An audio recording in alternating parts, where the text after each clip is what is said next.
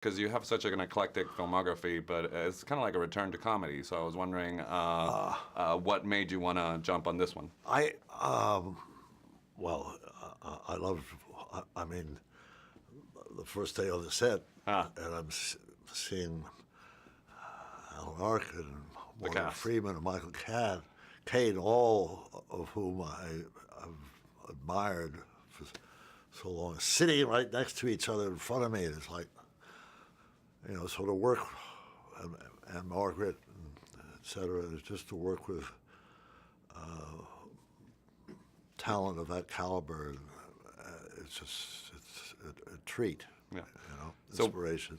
And I liked the role. I just thought, this guy's kind of the role is fantastic. Did you given that you could do anything in a scene, which is fantastic. You kind of come in and pepper what's going on. Were you allowed to improvise at all, or? I came in and just sort of did what I kind of imagined the character would do. Zach was so helpful. He has a way of seeing, because sometimes I wasn't sure where it was going to go, where the direction, and he'd, say something offhand, but clarified everything. So given that you're a fan, because I've been nervous sitting down here to talk to you because I'm a big fan of yours, but given that you're a fan of your co-stars, what did you find surprising about sort of the guys that you didn't expect with working with them? Well, it's heartening to see actors of their accomplishment who are at their age still working. It's something to emulate if I live long enough. And it's just but it's just seeing the way they work, how relaxed and aware they are, and the way they work together and all that. All those things you're supposed to learn in acting school, and just to see their professionalism and their talent just coalescing right there in front of your eyes.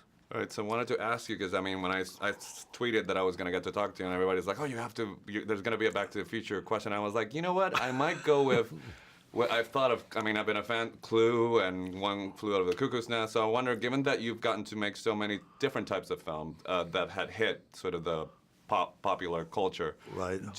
Can you anticipate that one? Because Clue became like a cult movie after it was released on video, versus Back to the Future was a hit instantly. Can you tell those things when you're actually working on the movie on the set, or is it you can't really tell? I'm not sure I can tell, because something could seem very, often you feel when a film is working that the suits, so to speak, who are back watching everything seem comfortable, If things aren't going well, they don't look comfortable.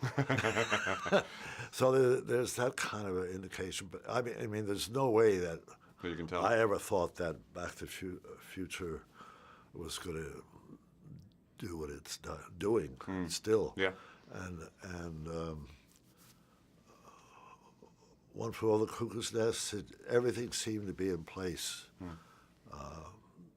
In that, it wasn't a cue for being complacent, but because it was working. But the cast and the director and the producers, everything was in sync. They were coming through everybody was coming through with what they were there to do. All right. Well, my time's up, so it's an honor to talk to you. Okay. All right.